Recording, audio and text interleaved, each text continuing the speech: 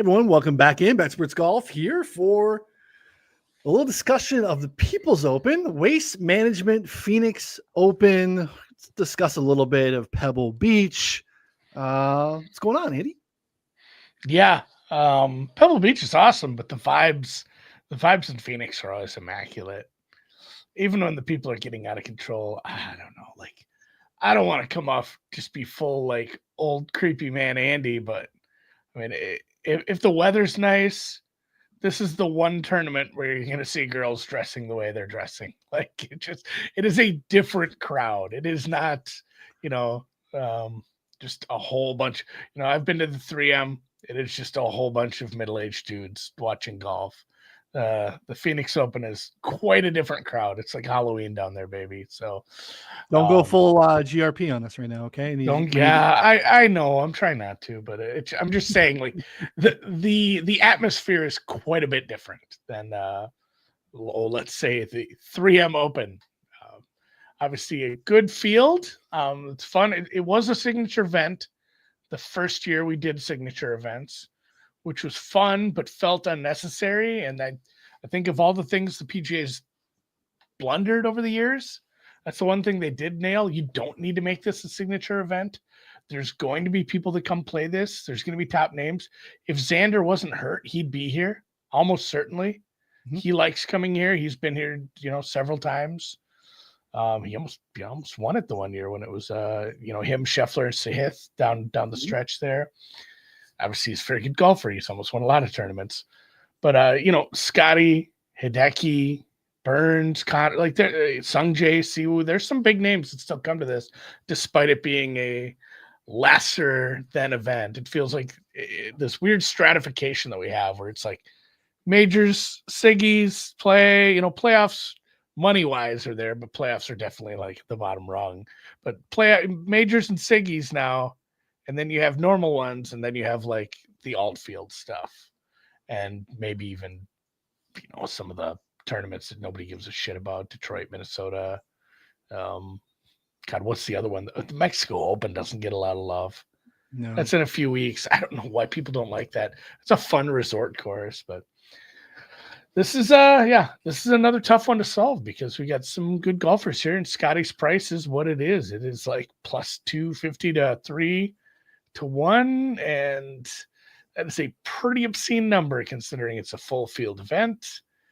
RIP to the Monday qualifier. Last year they'll be doing that, which is also dumb.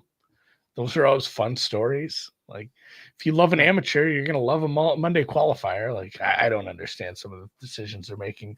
That said, it looks like it's going to be beautiful down there. The field's stacked, and it's kind of a fun tournament for some of these guys who maybe don't have the whole bag. It's like, hey, you're young, you're not that good yet, but you can do one thing right, and it is drive the piss out of the ball. Like, you can compete here. Or it's like, maybe you're not even a big driver of the ball, but you're super accurate. Your putting still leaves a lot desired, but you're a good ball striker, good enough ball striker. You can compete here. Like, there's a lot of ways to compete here. And I think a lot of it is just staying out of trouble. Because there is water, there is desert, there's, some shit you can get into here for sure. So it's been tricky for me to pick out the key stats that I wanted for the week. Yeah, I think you kind of highlighted it pretty succinctly there at the top. I just find it fascinating that you will do anything to not talk about Rory McIlroy winning at Pebble Beach. Just jumped right in. I tried to lead you to it. You just full confession here.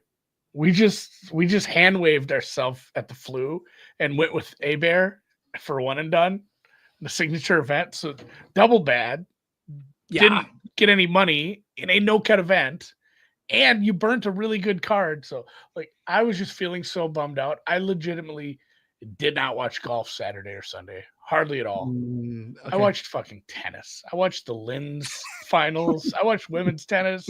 I worked out in the wood shop. I did catch some of the end, and it was, it was a really good leaderboard. But no, this is gonna make Rory just absolutely, flummoxed at the Masters on the back nine, going like +4 on the back nine on Sunday. It's going to make that so much sweeter because we're going to pump him up. He's second favorite. He's like +600 to win the Masters. Can you imagine like betting on Rory to win the Masters? Go bet on him to win Quail Hollow. Go bet on him to win the Open. Those are better courses. Oakmont too. Yeah, Oakmont, honestly, but yeah, it's funny. It is going to make that the juice is going to be much more sweet because he's going to have a good spring. Fuck, I can't get him right. I bet on him in TGL last week, and then in my one and done thesis, I'm like, I don't know if I can touch him. It's a weird spot, having done all that travel, having to stop at the TGL too, and then playing a tough course like this. It was like I don't know if I want to use Rory this week, and then of course he wins. So I didn't even think he was in the discussion, to be honest. Like first of all, there's such better fits for where you would use Rory in a one and done situation, but the fact that this is a spot where Pebble was a spot where driver really, for the most part, mitigated, right? Like driver usage was like 43% in the last 5 years there. Rory, obviously, and as we saw, the opportunities that he had to use driver really separated himself off the tee. So, I think it's going to be a really good year for Rory. I don't think that necessarily means we should be paying 6-1 at the Masters or anything like that for sure. So I get your point there, but it's got to be encouraging if you are a Rory backer and it's a ticket you like to buy. I think it might be a little bit more beneficial this year than it may be in years past. Seems to be setting up pretty well. It does feel like he wins another event this year, even if it isn't a Masters or a major. It feels like he's going to have like I don't know, like I don't want to call it a Xander year because Xander won majors. Doesn't feel like that, but it feels like he's going to go win like Arnold Palmer or what do we call it now? The Truist. The Truist. I'm not sure who's all going to play the Truist. The Truist is in a weird spot the week before the PGA Championship. It's a signature event, but I wonder if a couple of guys will use that as their spot to skip. I don't know. That'll be interesting. But yeah, it does feel like he gets a couple more wins this year. He's playing amazing. Sugar Shane, shout out to him for playing really good golf. That's what happens when you get a hole in one. You end up near the top of the leaderboard, guys. I guess more people should do that. Yeah, and Shane Pebble was gorgeous. Yeah, it was. Especially, I love that Sunday was nice and we had sun. You really showcase that, and the ability to use drone footage off the coast and some of the stuff that TV was able to capture. I thought was a win for the tour. In that island spot with no football to compete with, I think to have Rory at the top. I definitely think it was a win. Ratings wise, people want to talk about ratings all the time, but I think it was a win for the tour, regardless of what the ratings tell you. I think if you enjoy watching professional golf, I think you probably enjoyed Sunday, even if you maybe didn't have a dog in the fight. So going up against the WTA Linz Open was a choice, but like you said, there was no football. And congrats to God, I can't even think of the girl who won. I was cheering for the other one. Aylin Kim or I don't know what we're talking about. Women's tennis or women's golf? Alexandrova. Linz Open. No, it's tennis. I was talking the women's. The LPGA got off the mat. LPGA was good this week too. Yeah. But yeah, let's turn the page officially here to the waste management. As you mentioned, really strong fields relative to what we would expect because it's not a Siggy. But do you think in terms of these guys filling out their schedule, places that they've either had some success previously, this has been a place that has shown a little bit of course history, stickiness, in terms of being able to play this week. It's a different beast, right? It's not something that the Zach Johnsons of the world necessarily love, but it seems to be something that Sahith or Scotty Hideki comes here every year. JT seems to love this place. Sammy Burns. So definitely a spot that is, I think, a ball striker's paradise at elevation.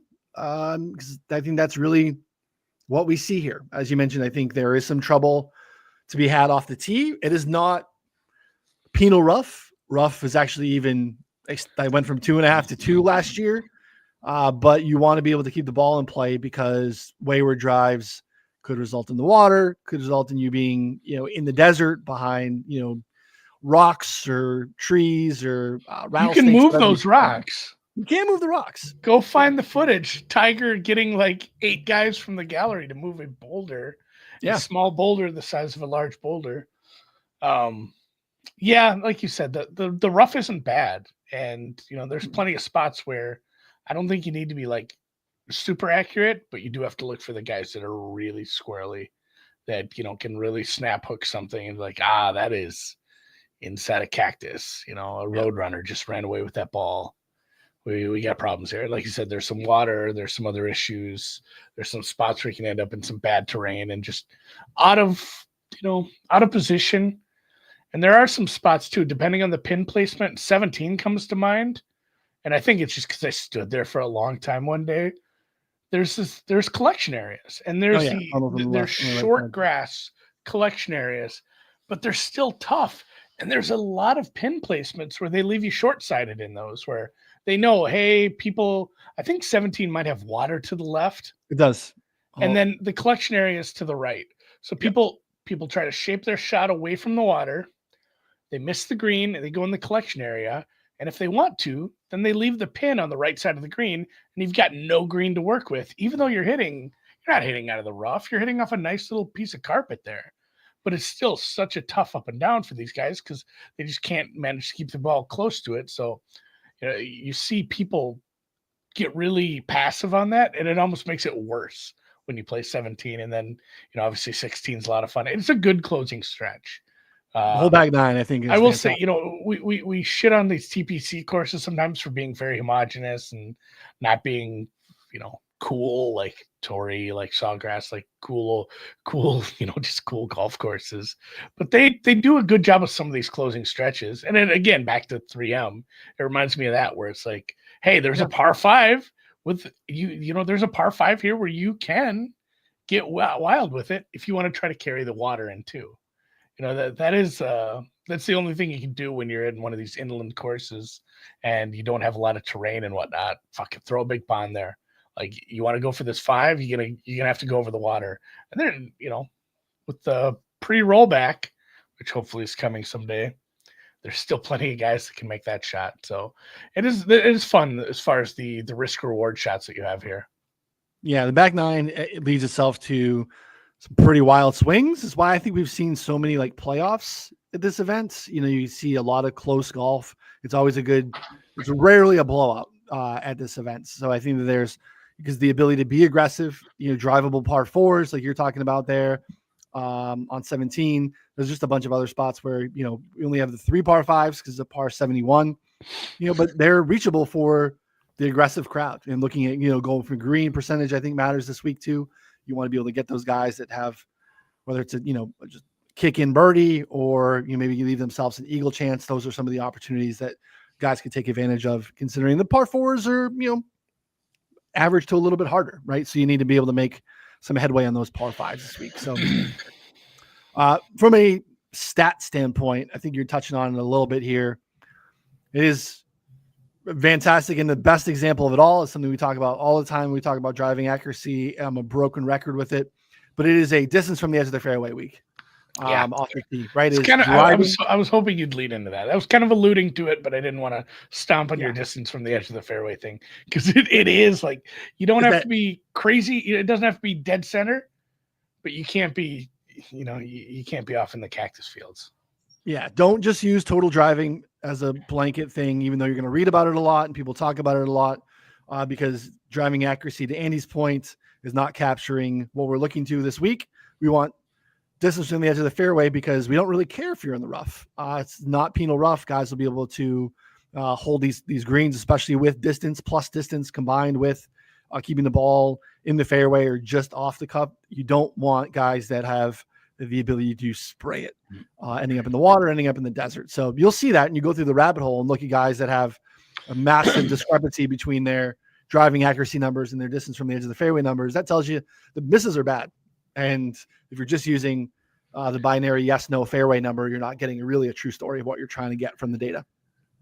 Yeah, I think that's good too, as far as like doing some comparisons. A lot of times we just grab some stats, we throw them together and say, we want to build a model based on guys who are good in these 3 or 4 categories that we've handpicked for this event. But a lot of times it's nice to do some comparison like that to get a little more context. Yep. Is somebody DM'd us, somebody replied to a tweet of either ours or Ron's the other day when it was the windy day. And he said, "Hey, here's some stats, SG, of just players who are good in the wind." And someone replied, like, "Well, this would be a lot more useful if we could see, how they play when it's not windy." But you can. Ron's not going to give away the cow if you can drink the milk for free. I'm butchering that aphorism, but yeah, you can put your head way, up, like you can go look at that. Go pull. How does people played over the last year in non-windy conditions, and then pull the windy one, and then download them, put them in a spreadsheet, do some deltas on that, and see who's had the biggest difference in their game, or who's gotten marginally worse, who's gotten incredibly worse when it's got windy. Maybe you can find some nice spots to bet against some guys on. So same kind of thing like you mentioned here, looking at the whole picture for driving accuracy, looking at where they end up at for distance from the edge of fairway compared to accuracy. Because if somebody has like middle of the road accuracy, but their distance from the edge of the fairway is top 10, it probably means that they're not that bad. They're not missing big ever. They're just having a lot of balls roll into the fringe in the first cut. Whereas if somebody has, maybe the same or better driving accuracy, but they have a bad distance from the edge of the fairway, it means they're either hitting the middle or the edges. And by edges, I mean the edge of the trees. The example that I always go to, and it was, in my mind, it was the first time using the rabbit hole to really see that difference, was Scotty at Memorial Park in Houston, where we knew that course, accuracy, keeping the ball in play was going to matter. It was a tough test. Scotty that week, 90th in driving accuracy, first in distance from the edge of the fairway. That's a huge delta in, his distance from the edge of the fairway number played itself out, where his driving accuracy number didn't really matter. So before we jump into it too, I want to remind folks, this is a expiring deal. You only have a few more days up until the Super Bowl. We have an offer through our friends over at Better, sharing this on the screen now. If you're watching on YouTube, subscribe. Otherwise, take advantage of wherever listening in the podcast form. You get 3 months of access to Betsperts Golf, everything, rabbit hole, Discord, bets, Andy's one and done article, his TGL previews. You get all that stuff, everything Ron does, the ability to look at so many different content creators in the space now modeling with the rabbit hole who share their models weekly. You don't want to model, you don't have time to do it. It intimidates you a little bit. You just want to see what other people are doing. You can go into the rabbit hole and look at that and go from there. But you can get all of it now for just $10. Download Better, use promo code BSGolf, deposit and play $10, and you're going to get an email about 48 hours later to take advantage and opt into Betsperts Golf for no additional cost. There are links here. There's a free article on the site that you can click in and just click the links and jump in that way.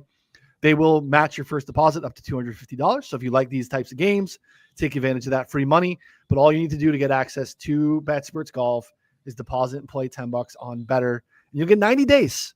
This is going to take you through the Masters, probably up to maybe the start of the PGA, right? You're getting real close to the PGA there. So check that out. Again, to Andy's point, touched on last week, we're always kind of working on some of these deals. So you might be able to roll this one over into another one. It'll be close. It gets you to the Truist. Okay. Not quite the PGA Championship, but Arnold Palmer Players, Masters, RBC, Truist. That's 5 big events. Great deal. Obviously we'll have more deals as well. I know there's plenty of people that like to just roll over to the next deal. Keep signing up for more sports books and stuff and getting free stuff. I respect the grind. What do you think you want to look at this week to find our guys? Because let's start with what we were just talking about. I'm pretty light so far on betting. I basically have one Canadian that I've fallen in love with, and I'm super scared to honestly get too deep into the outright markets. And I don't have a standard plan I come into the week with and say, I got to have 4 guys I'm betting outright. This is what I think it's good to have an amount of money that you say this is how much I'm investing this week, roughly. I don't know if I like to be too tied down by that either. So I think there are weeks that demand more, but kind of have a range you like to stay in and know, like, I don't have to spend all that money I'm betting. And sometimes I'll go over it. Just this is about my average. And I Yeah. mean, last week I only played 2 outrights, small 22 to 1s on Hideki and Obear. Good job there, Andy. Those didn't work out, but I like some guys at top 20 prices at some bigger odds, about 2 to 1 on all 3 of them. I played those, and 2 of them found their way home. Ended up making a little money last week, which was somehow surprising considering how sad I was about Abear. But Henley and I'm trying to think who my other one was. I also had a Wyndham Clark top 20, which did not go well. I think he was like 70th. Man, I mean, he was pretty rough, but Henley just kind of finds himself there. And the other one was Pendrith and Henley. Plus 150, plus 185. Clark didn't get there. So and just kind of leading to what I was about to say here, it might be a similar week because Scotty wins this an awful lot of times. I know you've dug into the without Scotty market. I think that's fun. I think everybody who does that needs to know that is going to be a dead heat rule market as well. So know what you're getting into there. If your guy finishes second, it's not as cool if he's tied with 3 other guys. They're gonna chop that to beat the band. I still think it's probably a good spot to at least take a look at. If you have some guys who are, maybe long shots, it's probably a good top 10, top 20 week. Yeah, no, it is terrifying. And I think just in terms of your point at the top there, that's how I do it. I bet basically to win amounts or to win range for the most part. I have X amount that I will allocate for a week. So I don't have like a number of guys, but I basically have a playable budget for the week. But to your point, there are weeks, and mostly for it's mostly majors or maybe the players where I'll go a little bit above that to fill the card, but probably not too much. But that's kind of how I do it. And I think over the course of the season, it's an easier way to manage your bankroll, kind of allow you to have a little bit of, guardrails to make sure that you're not overextending and stay within that, budget. But stat wise, let's just start with what we were talking about. Let's see if we can find any distance from the edge of the fairway and driving accuracy discrepancies. And you can see here on the rabbit hole, you have all of it. You can do driving distance, accuracy, total driving in one fell swoop, which again is a combination of how someone ranks in distance and accuracy. Good drive percentage, which is basically, greens and reg from off the fairway. Distance from the edge of the fairway is what we're talking about here. This is not a carry distance week because these are firm and fast fairways. You get credit for the rollout here. Whereas, a spot like maybe Torrey, I think carry distance matters a little bit more when we're looking at driving distance. But distance from the edge of the fairway in combination with driving distance. So we want some of these guys to be, green in distance and, and not too far off. So, Steve Fisk, not a guy that's on our radar this week, but you can see here, not getting a ton of credit for his accuracy, though he tends to keep the ball in play. Tristan Lawrence, same situation. Distance from the edge of the fairway, not too bad. Accuracy would tell you a different story. Ben Silverman, I don't know if this is your Canuck that you fell in love with, but no. he's fared well. Seabez is another that looks to be here. Matt McNeely would check that box as well. And the guy who, okay, there you go. People like Mav, his number is shorter than I would expect. But these are some guys that I think are, jumping out. Hoagie's another one. Kevin Yu bombing out there. Thomas Dietrich. These things, I think you start to get a pretty good gap here to kind of look at it. So I think a hybrid total driving is a great way to start the week. Yeah, I mean, I pulled total driving just because it is a nice little cheat code for basically you're looking for somebody who's not too one-sided, distance versus accuracy. Sure. I think it's not going to lie to you too much, but like you said, if you want to get a little more granular, and I think you should, that's a really good one to look at. Some of the splits I ran this week, looking at the, the filters here that you can do.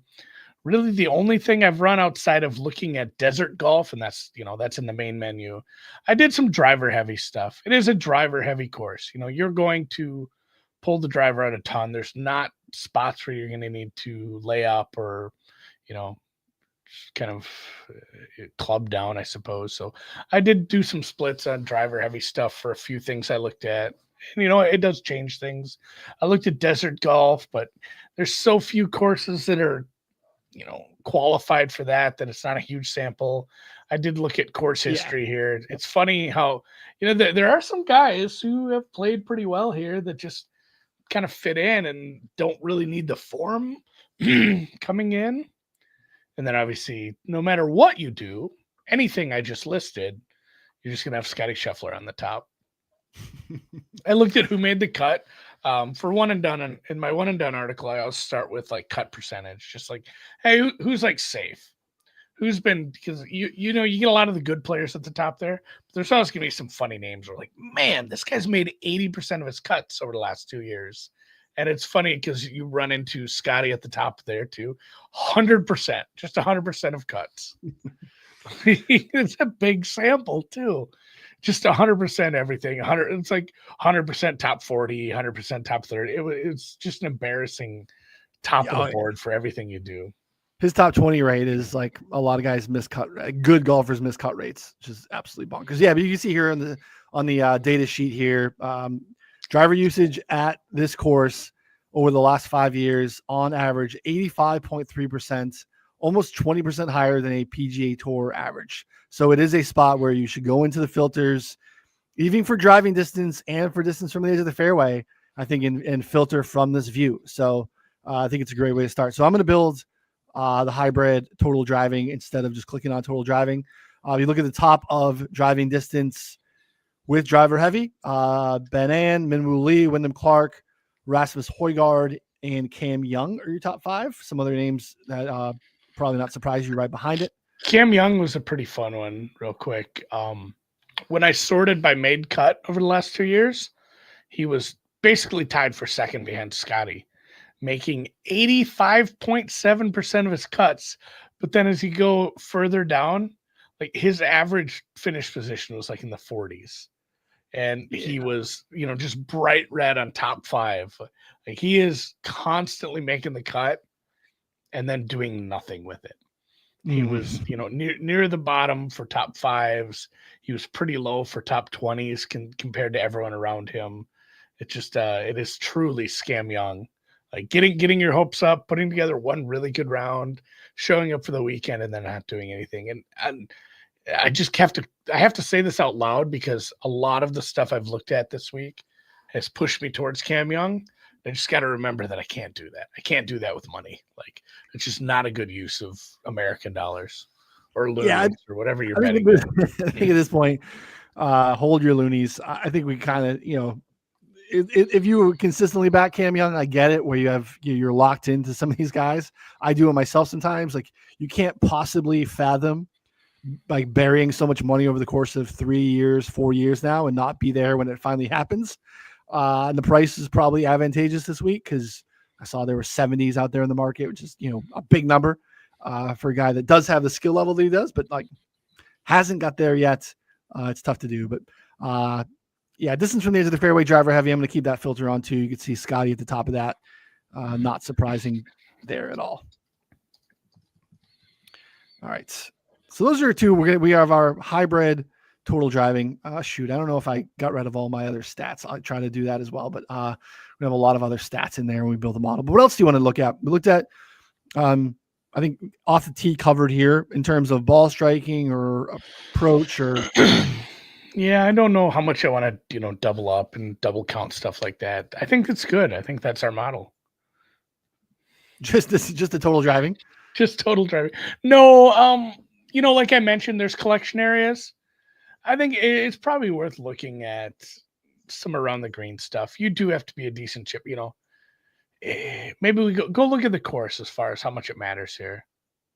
Yeah, it's kind of flat, but I do think it matters a little bit. Let's see here. We'll look at. It's weird because they're big greens, which means they're easy to hit, and the rough isn't penal, so the greens are going to be easy to find.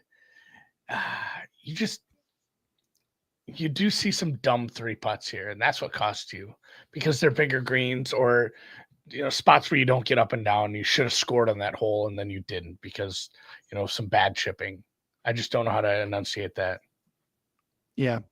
Proximity to the hole, above average. So what I did in my model is I can show it. I think I have it here before I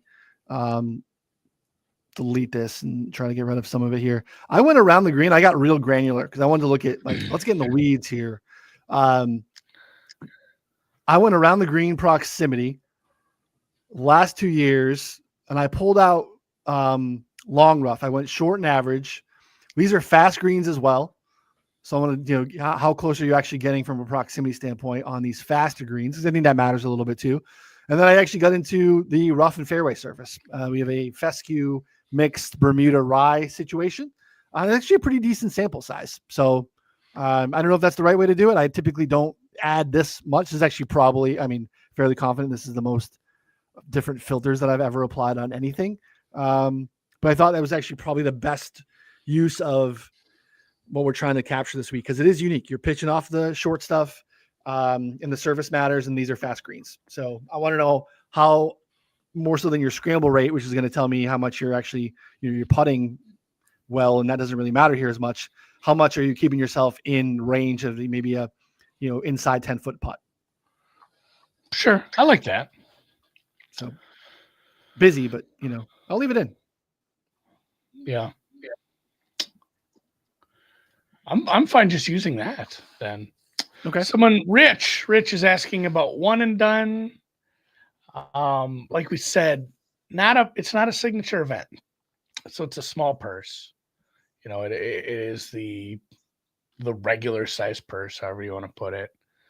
So Scotty, JT, Hideki, Burns, you probably just can't use those guys. Those guys are names that you're probably going to use at either a major or one of the remaining 6 signature. So that's 4 major, 6 signature events, and then depending how many playoff spots they do for yours, you could have 12 or 13 big money events left. I really do think those guys are in the top 13 golfers. Part of your plan obviously depends on how much live golf you're going to use on the majors, but that second tier, Sungjae, Connors, Tom Kim, Sahith, Sepp, I think those are some really good names to be using. Connors is somebody I love. Thigala just plays well here for some reason. Likes his place, yeah. Siwoo's been kind of popping. He's another one that's safe and he's played well here. He's going to pop in a lot of things you've done, that we've looked at for this. And it depends. If you're in a massive one with thousands, I think this is a really fun spot to get weird with a smaller name like we talked about. There's the Andrew Novaks and Luke Clanton, like we said off the top, somebody who can get real nasty with the driver, someone who's been a really good ball striker. We just haven't maybe seen him play here ever because they're newish or, they haven't had a long history of playing that well. Keith Mitchell is another one that I looked at. A lot of people have Doug Gim on their betting cards. I don't know if that's a great one and done play. Feels like it's not. I can't do it. He's going to model well. It's a good one at price. The thing about one and done, you're not getting bonus points if he was 100 to 1. You're getting the money regardless. So I think for one and done this week, you do stick in that second tier of golfers. And for my money, it is those guys. I guess you could, if you really want to use Sam Burns, I guess use Sam Burns. There's no chance I could here. Sungjae, Corey, Tom Kim, Sahith, Benny On. Straka is a weird one. And this is, if you've been listening this whole time, I got burnt badly by Abear having the flu and it lasting 2 weeks. I recently had the same thing and I wasn't right. I was shitting through a screen door for 8 days, guys. That Straka had some flu symptoms into the weekend.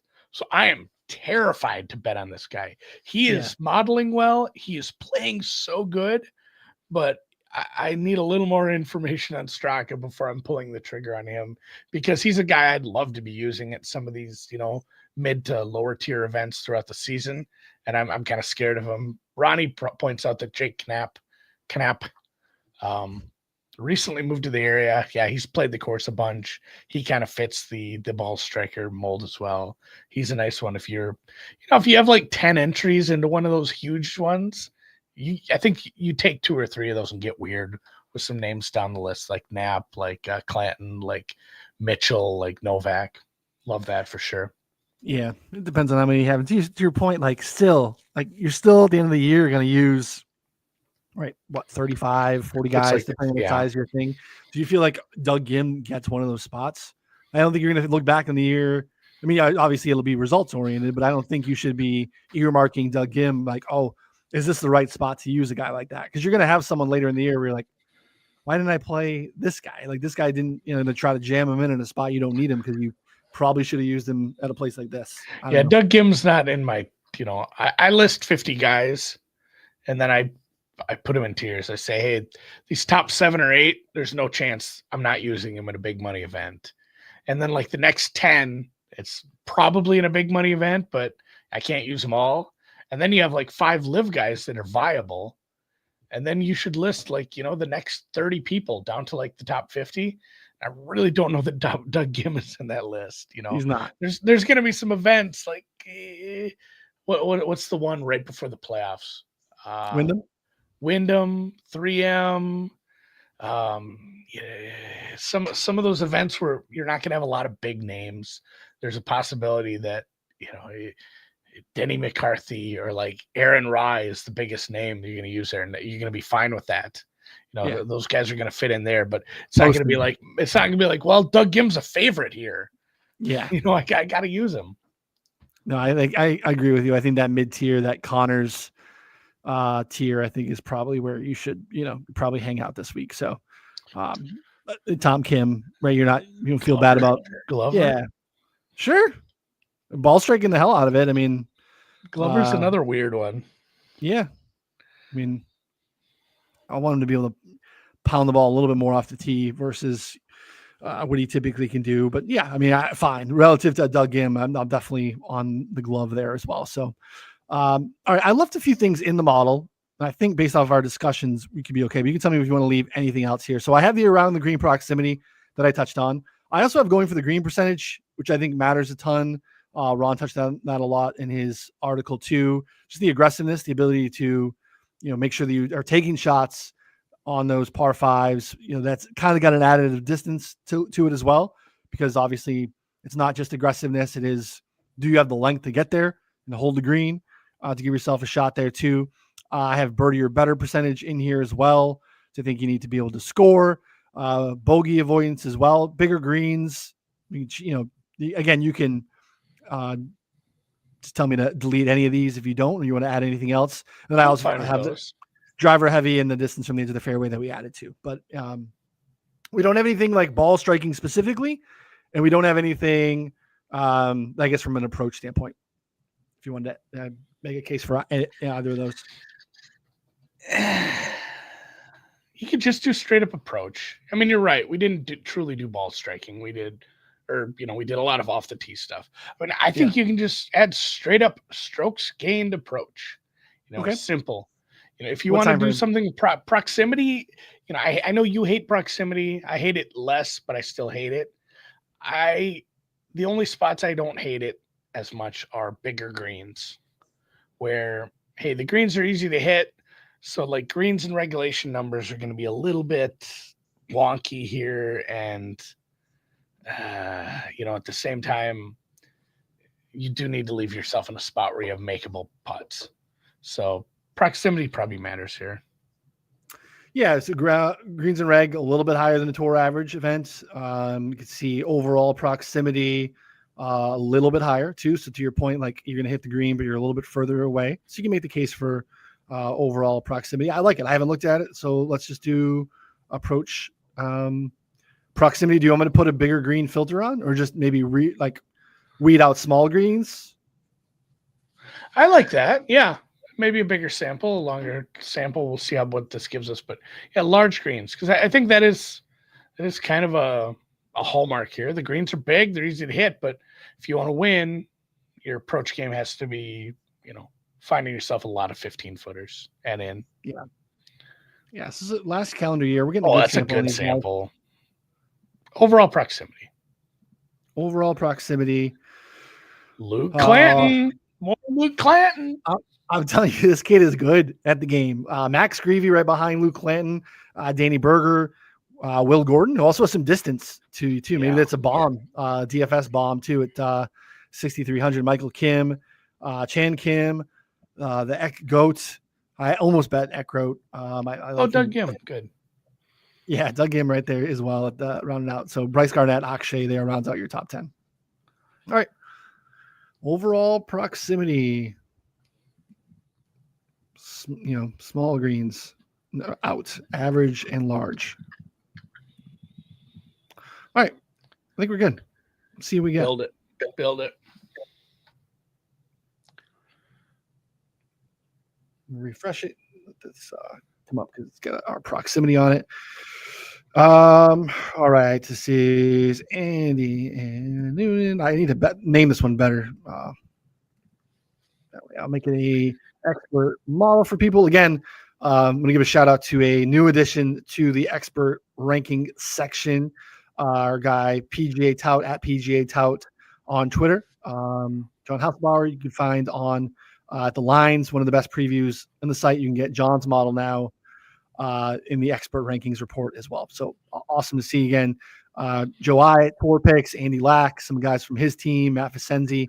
Shout out Abdullah from the dev team who's doing some testing. Yeah, we have a test report. I'm gonna have to tell him to, and my AT&T model should probably go.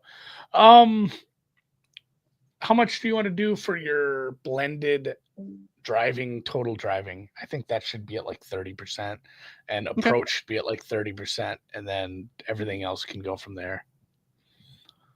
Okay, so I want to lean. Yeah, I want to lean heavy on driving distance of the. In that too. So maybe we go 2010. That's 2010. Yeah. Overall proximity. That's not truly approach. Put that at 20. 20 is fine. We have like 50% of our model is ball striking at this point now. As it should be, I think. Yeah.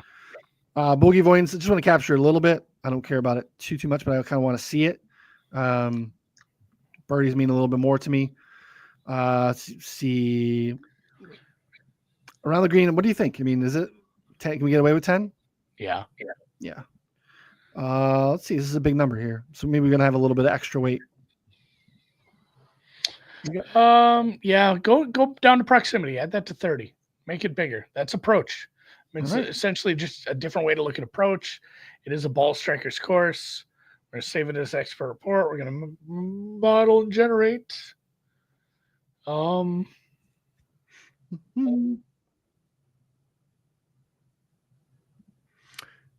Woohoo. Well, we did it right because Scotty's on top. If you are building a model and Scotty comes out not on top, I just would go back to the well. I would try it again. Scotty on top of the model. Luke Clanton, number 2. His amateur status is very much up for grabs. He could very much be turning pro depending on how he does this week. Max McGreevy next. That's a very surprising pop for Max McGreevy. Makes a ton of birdies, doesn't make a lot of bogeys. That seems to play. Speaking of the Monday qualifier, he is a Monday qualifier. So he's already played a full round of golf yesterday.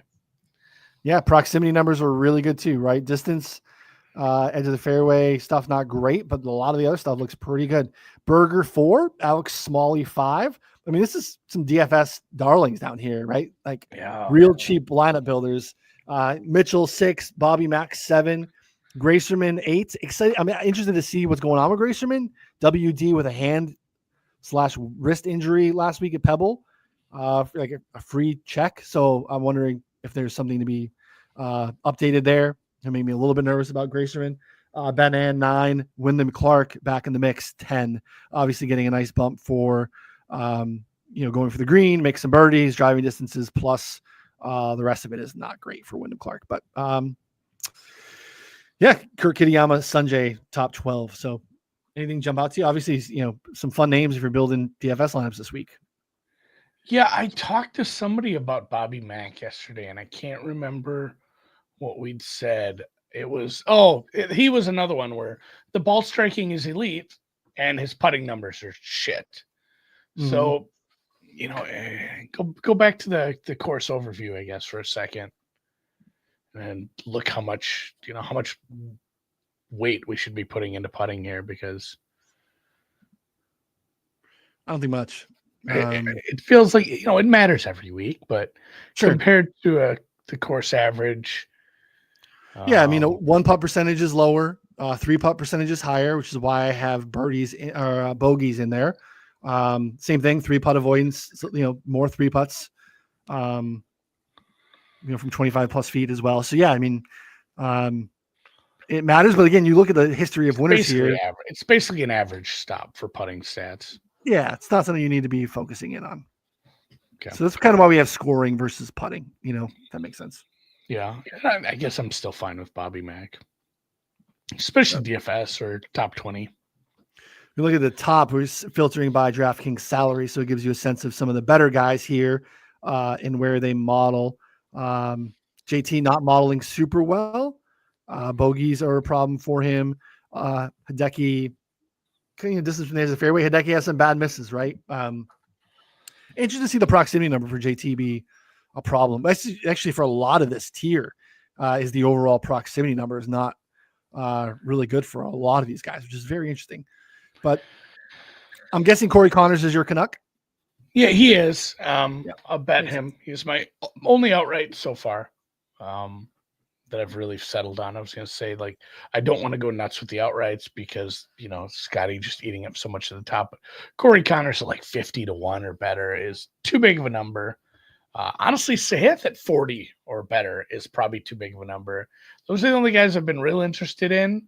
Tom Kim almost made the card last week, and I was regretting it for a bit. He's the third one I've looked at, just because I don't know, maybe I got my TGL glasses on, but man, he was electric in the arena, and then he played some pretty good golf. Oh, he's so slow. He's so slow, though. It's hard to like him because of the slow golf. He's one I obviously looked at. And to your point about JT too, he's looked good this year, but some of the issues he's had over the last year or two, remember when he had that really bad funk there, he wasn't playing the worst golf in the world. He was blowing up on holes where he'd find the water, he'd find the bramble bushes. I mean, just name all the silly things that we talk about when we go from course to course. Barrancas and oh god, there's some fun. What's the sand you call it where it's not a sand trap, but it's just sand? I feel like there's a fun word for that. I'm gonna have to do a list of the most fun golf words. There's some. Yeah, I meant to have I want a list of the 3-hole stretches. I love that. I love a good 3-hole stretch. Oh god, the Green Mile, the Bear Trap. Amen. Horrible horseshoe. Yeah, those are all very, very good. So to that point, I think you need to go look back at JT a little over this stretch to start the year. He's been better. He's been better about that. I don't know if he's an avoid. I don't know that you need to avoid him at this price. It seems like he's stayed away from that sort of thing where he's just having these massive blow-ups or horrible hooks off the tee that end up in the shit. So I think he's starting to come around. Maybe he wins an event this year. Yeah, I think he does. I think it's a great spot for him. I think he's probably the top of the line that I'd consider for one and done. But I think he's probably in play here. So I did go after the without Scotty market because I'm a little bit terrified of Scotty. I think we all probably should be. The one that I knew is not going to model super well for us because this is all PGA Tour data. And most of his time has been spent on the Euro Tour. But I took a 40 on Rasmus Højgaard in the without Scotty market. He was a year behind basically, Nikolai getting his PGA Tour card a year before, but right now it's not even close. Rasmus is the brother that's playing significantly better. A really strong showing at Pebble was really surprising to me, considering like a light Rory where he really separates off the tee. The fact that part of it was he had a 65 at Spyglass, which is again a driver heavy course. But it really to kind of hang around on the weekend and still be in contention. His approach numbers are great. He's gained in 17 of his past 18. He's got top 5 or better finishes over that time frame as well. Won the Irish Open. Absolute bomber off the tee. Just young kid with a ton of game and a ton of distance, and ball striking wizard. I like him quite a bit. So he's my top of the board without Scotty. Kurt Kitayama right behind him at 45-1, who I think is again another great driver of the golf ball. Is aggressive off the tee, loves Poetriv, not a good putter, but likes these Poetriv greens, has played pretty well here in the past 2 at T8 finish here just last year. So those are my top 2 in the without Scotty market. And then the kid, Luke Clan, obviously. Got to bet Luke Clan every week, Andy. I'm committed. Might give him my one and done money. Oh, yeah, one and done is going to be a squirrely one again for me this week. I don't know. So far, like I said, I'm on Corey Connors. I'm most likely on Sahith Theegala. I may be on Tom Kim, and then I'm going to start looking at some of those top 20 prices for some of the guys down the board. Like, I don't know if I can bet Andrew Novak to win this tournament at 100-1, but I can probably bet Andrew Novak to top 20. Yeah, kind of same goes with Denny McCarthy. Denny's going to be 90, 100-1. He's someone I looked at. I have 5-6 guys I'm looking at for top 20. I'll whittle that down. It'll be in the newsletter. Figure that out. I'll add Sam Stevens and Billy Horschel to that top 20 bet mix. Sammy Stevens playing really good golf. Another guy that surprised me last week, T17 at Pebble. Another dude who just bombs it off the tee. So when those guys show up and start to do some really good stuff at a place like Pebble, it kind of catches my attention. So is Sam Stevens going to win an event that Scotty Scheffler's teeing it up in? I have a hard time with that, but I bet him in the without Scotty market. Makes a ton of birdies, doesn't make a lot of bogeys, and hits it a mile. So and Billy Ho is like strong TGL player too. Did you see his Atlanta debut? He looked confident. Came in the Michael Penix jersey, had the bling. I did a deep dive on Billy because I was like, man, he's interesting. He's just seems to be a dude that is just, it doesn't matter where he's playing. He is what's his form? Put him anywhere. If he's playing good golf, he'll show up and compete. Doesn't matter if it's driver heavy course, short course, Europe, stateside, California, Florida.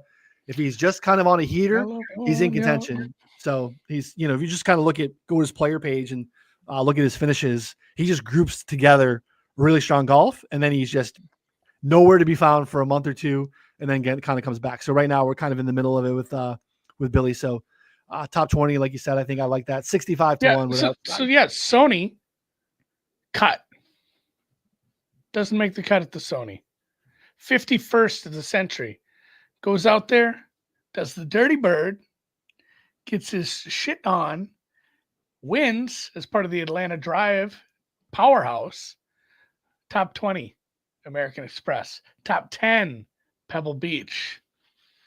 It's all building, and then all it's going to take is like one bad day in the simulator. He's going to miss the cut 3 times in a row. So fuck it. I'm putting him down. Billy O. I'm writing him down. Which, speaking of that, before we go, I do want you to defend your guy, Keegan, who sucks at the simulator. He sucks so bad. He was the absolute weakest link of that entire day. And one of the guys playing was Kevin Kisner. Is the pressure of being the captain too much? Especially seeing all these Euros playing this well. Aberg hasn't even played well yet. And you might have both Højgaards coming at you. You're gonna have Captain Luke figuring things out, doing all the math. You got Rory. I mean, we haven't even seen John Rahm play this year. I mean, I just watched John Rahm on YouTube the other day. It looks pretty good, slinging around with Grant Horvat. Good. Yeah, it's pretty good. Is he gonna invite Brooks and Bryson to play, or is it gonna be silliness? I mean, I think he knows he has to. Like he's not an absolute idiot. He's from that area, but it was a 1 day sample. It didn't go very well, but I don't think it's a fair sample of TGL strokes gains. TGL strokes gains simulator. I want to give a little bit of a larger sample to Keeks to kind of figure it out a little bit. So, he did. He's got he the did. dog and he's competitive. He'll figure it out. Yeah, T65 last week. He's coming along. He was pretty good at the Farmers, but no, I had to go look at that match again. I'm like, man, Keegan let him down. Like, you can't go out of bounds there. He 3-putted in a bad spot to let Kim back in it. Like, I'm like, oh, this is the whole match. Like, he cost the match. He should probably lose his captainship. He was pulling. He had a case of the pulls. I think he pulled. He kept pulling a little bit. A little chili dipper. Yeah. Yeah. He got the TIO relief, thankfully, behind the fake grandstands. I didn't know what they were going to do with that. I'm like, I didn't either. Like, oh, no. Can they help him out here? Because it's not a real bleachers. They can just hit a button and make it disappear on the thing, right? Yeah, thankfully they did. So, all right, such is life. All right, as always, check it out if you want to play with any of the stuff you saw us playing with. Like we said, check out Betsperts Golf. We have that deal where you can get it for $10 if you are able to take advantage of the better promo. If not, it is still just $30 a month. That's not that. Look at those are the tournaments you get.